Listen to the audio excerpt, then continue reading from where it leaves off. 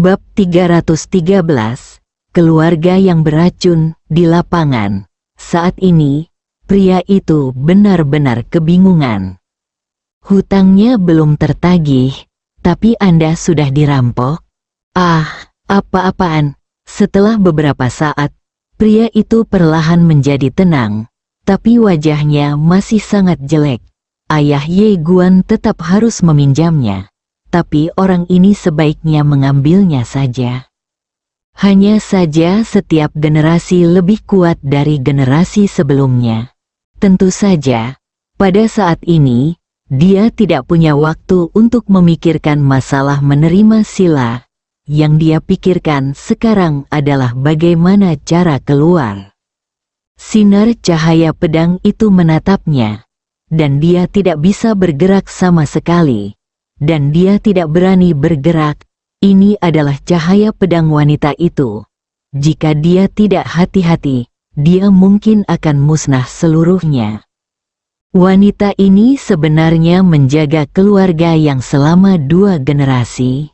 Pria itu menghela nafas dalam hatinya, memikirkan tentang adegan di mana dia diancam oleh ahli pedang di dunia, dan kemudian memikirkan tentang masa kini. Dia tiba-tiba merasa sedih dan sedih di dalam hatinya. Keluarga yang ini beracun, bohong dulu, lalu rampok. Di mana hukum surga? Di mana hukum surga? Setelah sekian lama, pria itu mengangkat kepalanya dan melihat ke sekeliling langit, dan tiba-tiba berkata, "Yang mulia, saya dan saudara laki-laki Anda adalah saudara yang baik." Di sisi lain, Ye Guan menarik Nangong Sue dan berlari sepanjang jalan, bersemangat dan gugup. Karena dia menemukan ada 2,8 miliar energi spiritual di Nanaring. 2,8 miliar, bukan hanya untuknya sekarang, tapi juga untuknya sebelumnya. Itu adalah jumlah uang yang sangat besar. Dia benar-benar tidak menyangka pria itu begitu kaya, sungguh mengejutkan. Selain Ling Yuan, ada ratusan botol berbagai ramuan berharga di Naji. Nilai terendah dari setiap ramuan adalah tingkat dewa, yang sangat berharga. Tidak hanya itu, ada lusinan benda ketuhanan. Meskipun tidak sebagus segel Dao dan cermin waktu yang tidak berlevel. Namun lumayanlah, karena yang paling rendah berada pada tingkat ketuhanan dan sangat berharga. Sangat kaya, Ye Guan hanya bisa menghela nafas dalam hatinya. Kesenjangan antara si kaya dan si miskin di dunia ini sebenarnya tidak terlalu besar. Di sampingnya, Nangong Sue membiarkan Ye Guan menariknya. Dia menatap Ye Guan dengan rasa ingin tahu di matanya. Sebelumnya, dia mengira Ye Guan adalah seorang kultivator biasa. Tetapi sekarang tampaknya Ye Guan ini bukanlah seorang kultivator biasa, dan asal-usulnya sangat rumit.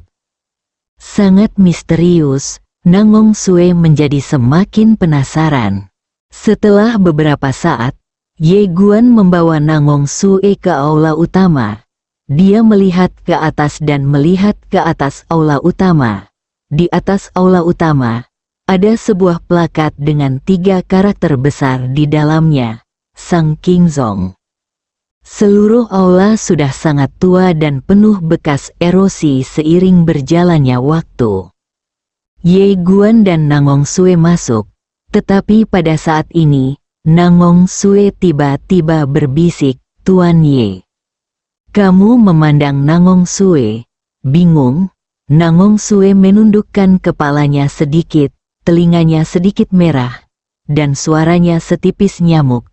"Bisakah kamu melepaskannya?" Mendengar ini, Ye Guan terkejut dan segera melepaskan tangan Nangong Sue. Dia hanya menarik Nangong Sue pergi dengan putus asa. Ketika dia datang ke sini, dia sangat bersemangat sehingga dia lupa bahwa dia sedang memegang tangan orang lain. Ini agak memalukan. Ye Guan segera meminta maaf. "Maaf, aku tidak bermaksud sembrono. Nangong Sue tersenyum dan berkata, tidak apa-apa, ayo kita pergi ke istana dan melihat-lihat. Melihat Nangong Sue tidak marah, Ye Guan menghela nafas lega dan berkata, oke. Keduanya berjalan ke aula. Begitu mereka memasuki aula, bau debu yang telah lama terperangkap tiba-tiba menerpa wajah mereka. Ye Guan melambaikan lengan bajunya dengan lembut, dan debu di aula segera tersapu. Kamu melihat sekeliling, seluruh aula sangat kosong, hanya ada satu patung lelaki tua. Lelaki tua itu mengenakan jubah Tao, dengan rambut putih, memegang kocokan, memandang ke depan dengan ekspresi serius. Ye Guan berjalan ke kasur tidak jauh di depannya dan membungkuk dalam-dalam. Saat datang ke tempat rahasia seperti ini, Anda harus bersikap sopan, kesopanan menghasilkan keajaiban. Tepat ketika Nangong Sue sedang bingung, tiba-tiba patung di depan mereka sedikit bergetar, dan kemudian seorang lelaki tua keluar dari sana. Nangong Sue dengan cepat berjalan ke sisi Ye Guan, tampak waspada. Ye Guan juga diam-diam berjaga-jaga di dalam hatinya. Kesopanan tetap sopan, tapi dia tetap harus waspada terhadap apa yang harus diwaspadai. Setelah lelaki tua itu muncul, matanya langsung tertuju pada Ye Guan. Segera, dia mengerutkan kening. Kamu berbicara tentang ini, dia sepertinya telah menemukan sesuatu, dan matanya tiba-tiba menyipit. Seseorang sebenarnya menyembunyikan semua rahasia untukmu, membuat nasibmu tidak dapat diprediksi. Ye Guan terdiam, mungkin ayah atau bibinya yang melakukan ini. Orang tua itu menatap Ye Guan dalam-dalam dan berkata, teman kecilku tidak sederhana. Ye Guan bertanya, senior, apakah dia master dari sekte Sangking? Orang tua itu tersenyum dan berkata, tepat sekali. Ye Guandao, sejujurnya, kedua junior datang ke sini untuk mencari peluang. Jika para senior menganggap kita berdua baik, bisakah Anda memberi saya yang bagus, beri saya kesempatan? Mendengar perkataan Ye Guan, lelaki tua itu sedikit terkejut, lalu tertawa dan berkata, kamu anak muda, jujur saja, membuatku sedikit bingung. Nangong Sue memandang Ye Guan, menutup mulutnya dan terkekeh. Tuan Ye ini benar-benar menarik. Ye Guan tersenyum tipis. Dia pikir lebih baik jujur. Bagaimanapun, dia datang ke sini untuk mencari keuntungan. Orang tua itu memandang ke arah Ye Guan, dan kemudian berkata sambil tersenyum, anak muda, kamu sudah memiliki ilmu pedang sendiri di usia muda. Terlebih lagi, kamu memiliki keyakinan yang kuat pada ilmu pedang. Melihat seluruh alam semesta, jarang sekali, warisan King Zong saya adalah untuk Anda. Tetapi sebenarnya tidak terlalu berguna. Mendengar ini, Ye Guan tiba-tiba sakit kepala. Tentu saja, dia tidak berniat untuk menyerah. Senior, saya bertemu dengan boneka sebelum saya masuk. Boneka itu sangat kuat. Tetapi apakah itu disempurnakan oleh King Zong? Orang tua itu tersenyum dan berkata, Anda seharusnya berbicara tentang boneka dewa kuno. Boneka itu memang disempurnakan oleh sekte Sangking saya. Mengapa Anda tertarik dengan metode pemurnian ini? Ye Guan mengangguk dengan cepat. Ya, orang tua itu menggelengkan kepalanya. Saya memiliki metode pemurnian. Tetapi bahkan jika saya memberikannya kepada Anda tidak akan dapat menyempurnakan boneka dewa kuno setingkat ini. Ye Guan bingung, kenapa? Orang tua itu berkata, tahukah Anda berapa biaya untuk memurnikan boneka dewa kuno? Menghabiskan uang, Ye Guan berkedip, apakah ini sangat mahal? Orang tua itu mengangguk, ya, boneka dewa yang menjaga di luar berada di puncak alam kaisar dewa, setara dengan kaisar setengah langkah. Untuk menyempurnakan boneka dewa seperti itu, formasi cahaya menghabiskan setidaknya ratusan juta energi spiritual, spirit yuan, dan membeli serangkaian bahan produksi yang berharga akan menelan biaya setidaknya 300 hingga 400 juta spirit yuan, dan total biaya setidaknya 500 juta spirit yuan. 500 juta, Ye Guan tampak terharu. Meskipun dia sangat kaya, masih agak menakutkan menghabiskannya seperti ini. Nangong Sue di samping juga ketakutan ketika mendengar ini.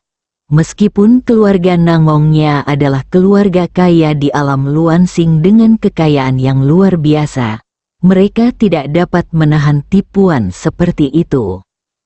Orang tua itu menambahkan, ini hanyalah boneka dewa dari alam kaisar dewa. Jika Anda ingin menyempurnakan boneka dewa dari alam kaisar agung, biayanya setidaknya beberapa miliar. Ketika saya berada di puncak Sekte King, aku hanya bisa melakukannya dengan seluruh kekuatan seluruh sekte, memperbaiki 2 boneka dewa alam kaisar agung. Berbicara tentang ini, dia tersenyum dan berkata, tentu saja, meskipun harganya mahal efeknya juga luar biasa. Dapat dikatakan bahwa setelah Anda menjadi boneka dewa alam kaisar agung itu akan menjadi level alam kaisar agung. Apalagi kekuatan tempurnya jauh melebihi kaisar waktu di level yang sama. Ye Guandao, senior, bisakah Anda mengajari saya metode pemurnian ini?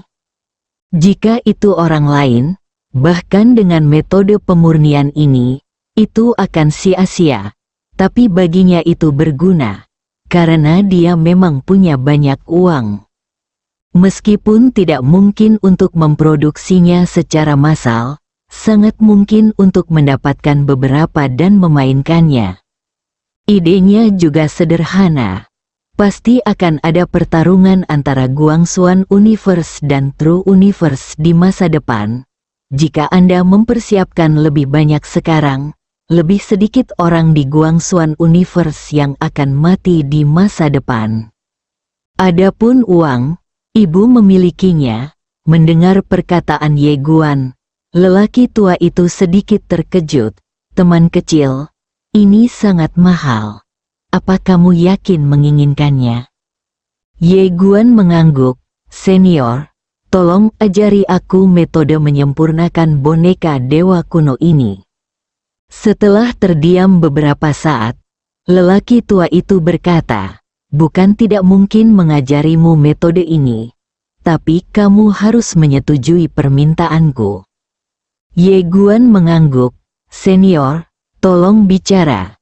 Dia secara alami memahami bahwa tidak ada makan siang gratis di dunia. Orang tua itu menatap Ye Guan. Masalahku cukup sederhana untukmu. Aku hanya ingin kamu mencarikan penerus sekte Sangking untukku. Dan orang ini harus memenuhi 2 persyaratan. Pertama, dia harus sangat berbakat, memiliki karakternya sangat baik, dan bersedia membangun kembali sekte Sangking kami. Kedua, orang ini pastilah seseorang yang dekat dengan Anda. Seseorang yang sangat dekat dengan Anda. Mendengar ini, Ye Guan sedikit terkejut. Mengapa ini? Orang tua itu tersenyum tetapi tidak berkata apa-apa.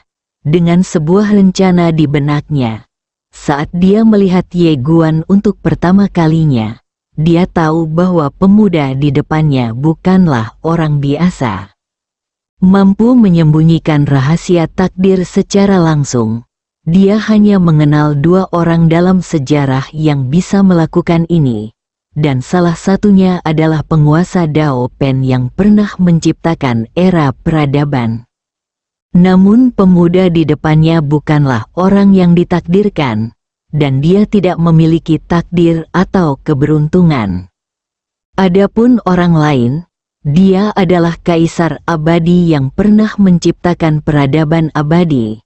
Dia dikenal sebagai kaisar pertama sepanjang masa dan tak terkalahkan di era yang tak terhitung jumlahnya.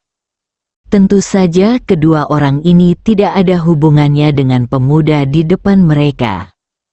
Dan ini adalah hal yang paling menakutkan, karena ada pria super kuat yang tidak lebih lemah dari penguasa Dao Pen dan kaisar abadi. Dan hubungan mereka dengan pemuda ini sangat luar biasa. Rencananya juga sederhana.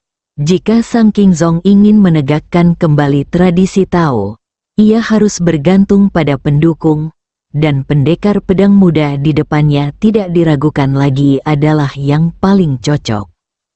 Adapun mengapa Ye Guan tidak diizinkan untuk secara langsung mewarisi sekte Sang Qing, dia memiliki dua kekhawatiran. Pertama, Ye Guan jelas sudah memiliki ortodoksinya sendiri.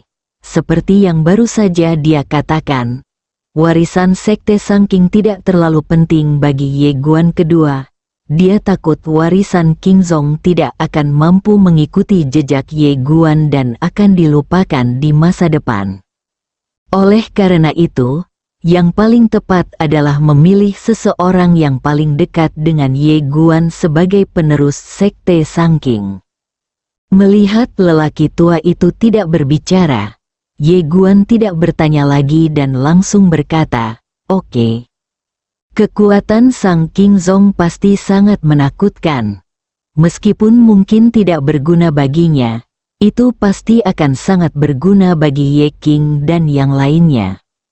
Setelah kembali ke rumah, alangkah baiknya jika meminta saudara Ye Qing untuk mendirikan sekte Sang Qing dan menjadi pemimpin untuk sementara waktu.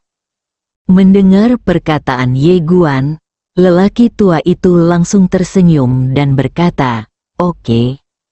Saat dia berbicara, dia merentangkan telapak tangannya, dan dua cincin Na perlahan terbang di depan Ye Guan.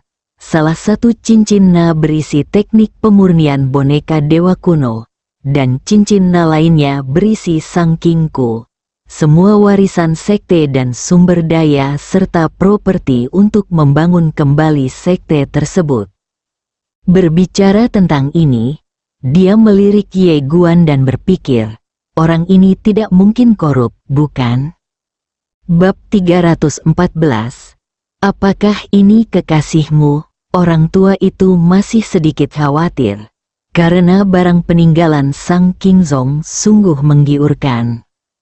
Tampaknya mengetahui apa yang dipikirkan lelaki tua itu, Ye Guan berkata sambil tersenyum, "Senior, jangan khawatir, saya, Ye Guan, bukan tipe orang yang serakah. Saya telah menguasai boneka ilahi kuno, Qingzong.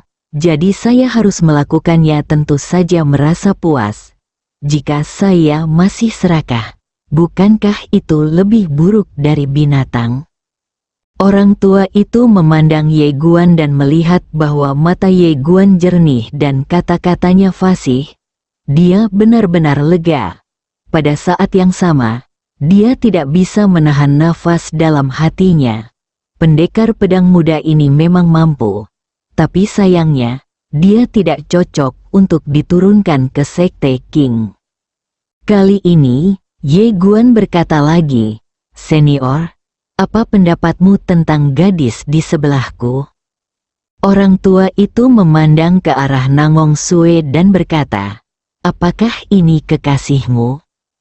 Begitu kata-kata ini keluar, wajah Nangong Sue langsung memerah. Dan Ye Guan juga sedikit malu. Dia dengan cepat berkata, "Senior, saya salah paham. Gadis ini dan saya hanya berteman.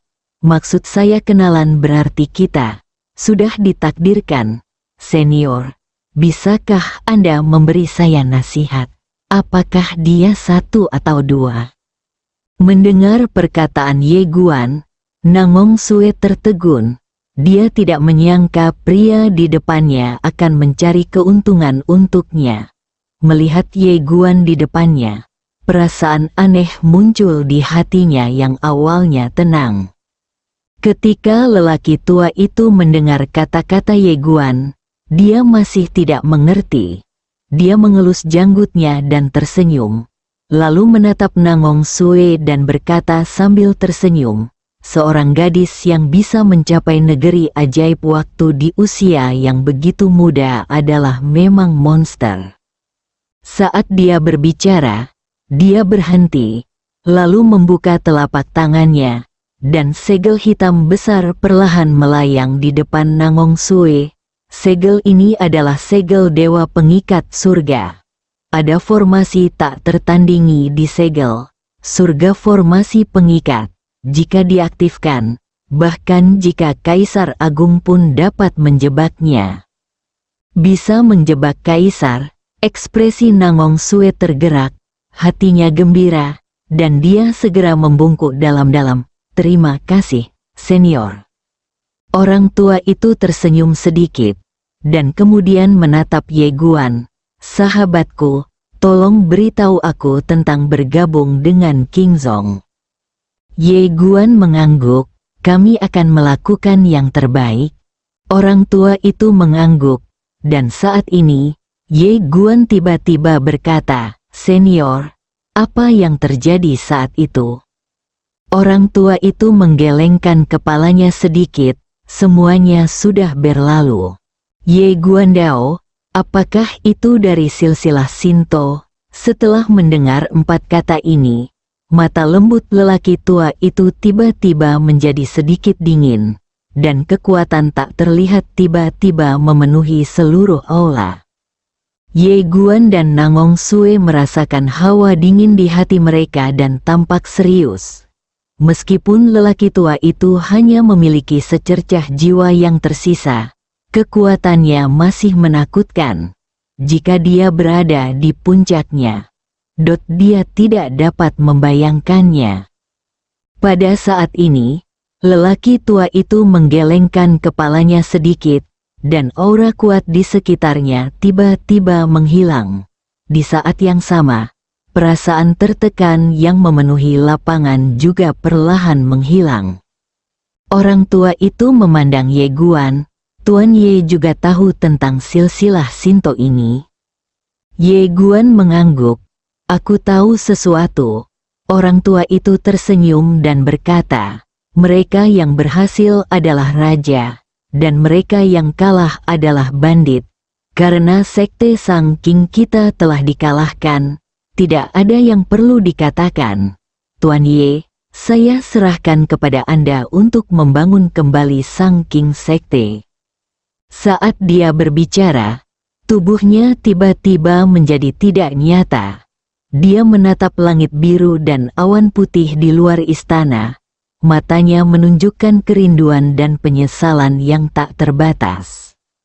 Setelah kegagalan yang tak terhitung jumlahnya dalam mengolah Taoisme, pada akhirnya tetap menjadi debu. Namun jalan itu seperti kehidupan. Seringkali, meskipun Anda tidak mau, Anda tidak dapat mengubah apapun. Orang tua itu menghela nafas pelan, dan kemudian menghilang sepenuhnya ke dalam aula. Hilang, melihat adegan ini, Ye Guan juga sedikit emosional. Bisa dibayangkan bahwa King Zong ini pasti sangat mulia di masa lalu. Tapi sekarang, saya ingin tahu apakah Akademi Guangxuan akan menjadi seperti ini suatu hari nanti. Ye Guan menghela nafas dalam hatinya. Meskipun dia sedikit emosional, dia tidak lagi memikirkannya. Satu generasi melakukan hal yang sama. Adapun masa depan Guangxuan Universe, tidak ada gunanya mengkhawatirkannya sekarang. Ye Guan memulihkan pikirannya dan kemudian melihat ke arah Nangong Sue. Nona Nangong Sue, ayo pergi. Nangong Sue mengangguk. Oke, keduanya pergi. Setelah meninggalkan istana, senyuman muncul di wajah mereka berdua hari ini. Nangong Sue diam-diam menatap Ye Guan, dengan senyuman di wajahnya, tidak tahu apa yang dia pikirkan. Ye Guan tersenyum lebar. Saat ini, dia tidak sabar untuk menyempurnakan boneka dewa kuno. Tujuannya adalah menyempurnakan boneka Kaisar Agung terlebih dahulu. Setelah berjalan beberapa saat, Ye Guan menemukan bahwa pria yang terjepit oleh cahaya pedang bibinya telah menghilang. Ye Guan bingung, apakah sudah terhapus? Tanpa banyak berpikir, Ye Guan dan Nangong Sue berjalan keluar. Ketika keduanya melewati ladang ranjau, Ye Guan tiba-tiba melihat ke arah ladang ranjau. Di ladang ranjau itu, beberapa orang masih bersikeras untuk membentuk formasi. Ketika mereka melihat Ye Guan dan Nangong Sue, wajah orang-orang itu tiba-tiba berubah. Salah satu pria itu buru-buru berkata, "Dua orang teman, tolong bantu saya. Jika Anda selamat, kami akan sangat berterima kasih." Kamu melirik ke beberapa orang. Wajah mereka pucat seperti kertas dan sangat lemah. Jika mereka melanjutkan, jika tidak ada yang membantu mereka, mereka akan terbunuh di ladang ranjau dalam waktu setengah seperempat jam paling banyak. Ye Guan berpikir sejenak, lalu berkata, "Aku akan menarik guntur itu, dan kamu bisa keluar dari masalah." Jika suasana hatimu sedang baik hari ini, tidak ada salahnya menjalin hubungan yang baik. Mendengar kata-kata Ye Guan, pemuda itu dan yang lainnya langsung gembira. Ye Guan tiba-tiba berubah menjadi cahaya pedang dan langsung menuju ke arah potongan guntur. Ketika dia mendekati potongan guntur itu tiba-tiba berubah menjadi sepotong guntur dan bergegas menuju Ye Guan. Sementara pemuda itu dan yang lainnya di bawah tiba-tiba, mereka merasa lega dan lari keluar. Melihat guntur di depannya, ekspresi Ye Guan juga sangat serius. Bencana guntur ini memang menakutkan. Jika guntur ini ditempatkan di luar, itu bisa dengan mudah membunuh kaisar dewa yang kuat. Ye Guan tidak siap untuk menjadi tangguh, dan hendak berbalik dan melarikan diri. Tetapi pada saat ini, petir sepertinya merasakan sesuatu, dan tiba-tiba mundur dari Ye Guan. Melihat pemandangan ini, orang-orang di bawah tercengang. Ye Guan juga sedikit bingung, tapi segera mengerti bahwa itu mungkin karena batu penghindar bencana. Seolah memikirkan sesuatu, dia menoleh untuk melihat orang-orang di bawah, dan pada saat ini, orang-orang itu juga sedang melihatnya. Melihat ekspresi wajah beberapa orang, hati Ye Guan tenggelam. Tapi itu tidak masalah. Sosok Ye Guan melintas dan muncul di depan beberapa orang. Pemimpinnya tersenyum dan berkata, "Saudara ini, saya Chen He. Saya ingin tahu saya memanggil Anda apa?" Ye Guan tersenyum dan berkata, "Ye Guan." Chen He langsung bertanya, "Tapi klan Ye, keluarga super kaya di Antartika Tiongkok?" Ye Guan menggelengkan kepalanya. Tidak. Mendengar ini, Chen He melirik Ye Guan sambil berpikir. Ye Guan tidak ingin membuang waktu di sini, jadi dia melihat ke arah Nangong Sue. "Ayo pergi." Nangong Sue mengangguk. Oke, keduanya pergi. Di tempat yang sama, Chen He menatap punggung dua orang di kejauhan. Matanya perlahan menjadi sedikit dingin. Di sampingnya, seorang pemuda berkata dengan suara yang dalam, "Saudara Chen He, pemuda itu pasti memiliki batu pelarian." Chen He menatap punggung Ye Guan dan Nangong Sue di kejauhan. Mereka keluar begitu saja. Mendengar ini, ekspresi beberapa orang menjadi serius. Chen He menatap ke kejauhan. Ketika mereka keluar, kedua orang ini tersenyum. Mereka pasti mendapatkan sesuatu di dalam. Orang-orang lainnya mengangguk, mata mereka menjadi panas.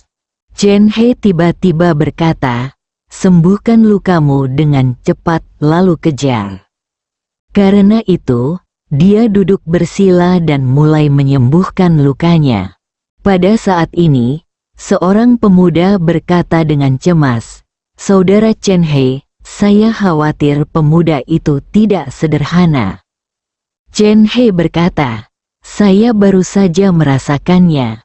Orang ini benar-benar abadi, jadi tidak ada yang perlu dikhawatirkan. Selain itu, ayah saya Chen Kuan adalah Kaisar Dewa Puncak.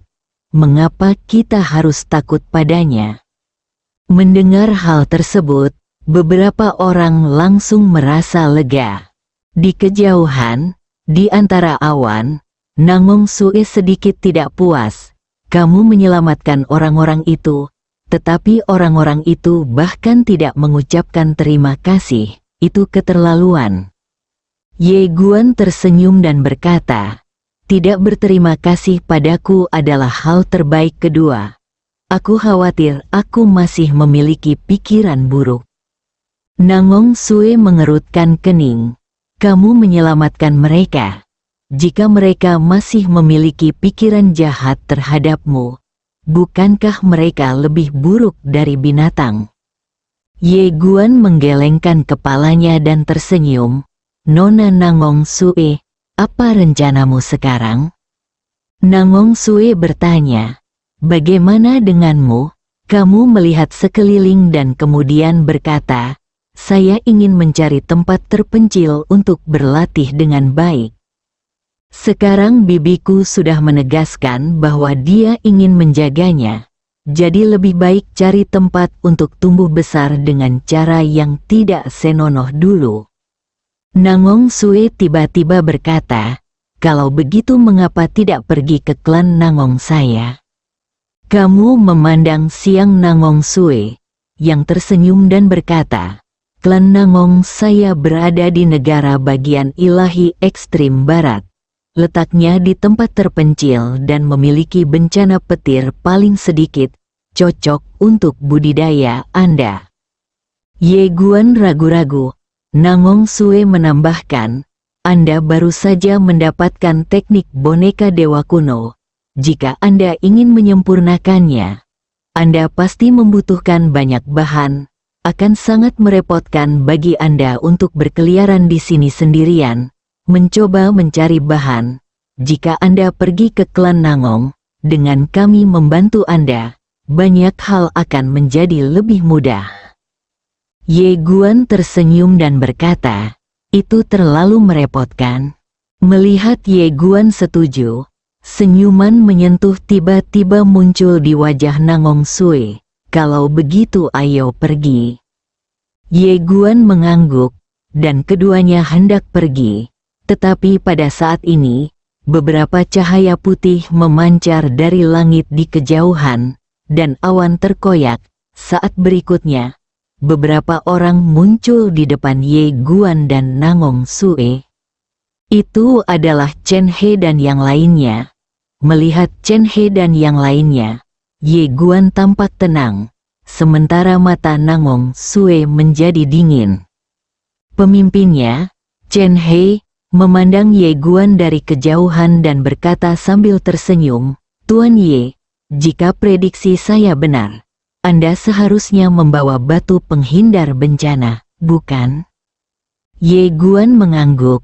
"Ya." Chen He tersenyum dan berkata, "Kamu jujur?"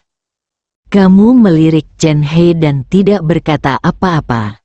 Chen He berkata lagi, "Tuan Ye, saya telah memikirkannya untuk Anda. Anda hanyalah peri sejati.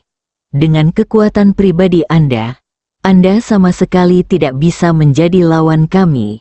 Mengingat Anda telah menyelamatkan saya dan orang lain, Saya dapat memberi Anda satu-satunya cara untuk bertahan hidup adalah dengan mengambil inisiatif untuk menyerahkan batu pelarian. Mendengar ini, Nangong Sue tiba-tiba menjadi marah. Mengapa kamu begitu tidak tahu malu? Jika Tuan Ye tidak menyelamatkanmu sekarang, kamu akan terkubur dalam guntur dan kekuatan itu. Setelah kamu selamat, kamu sebenarnya membalas kebaikan dengan kebencian. Perilaku seperti ini lebih buruk daripada binatang. Chen He terkekeh. Dia menyelamatkan kita. Tapi lalu kenapa, jika dia tidak memiliki batu pelarian? Aku akan membalas kebaikannya dan berterima kasih padanya. Tapi jika dia melakukannya, maka aku hanya bisa memaafkan kebaikanku dan membalas dengan balas dendamku. Orang yang tidak peduli pada dirinya sendiri akan dihancurkan oleh langit dan bumi. Nangong Sue menatap Chen He. Apakah kamu tidak takut mati? Haha, Chen He tidak setuju dan tertawa. Saya tidak bisa menahannya. Siapa yang menyuruh saya memiliki ayah yang baik? Haha. Bersambung.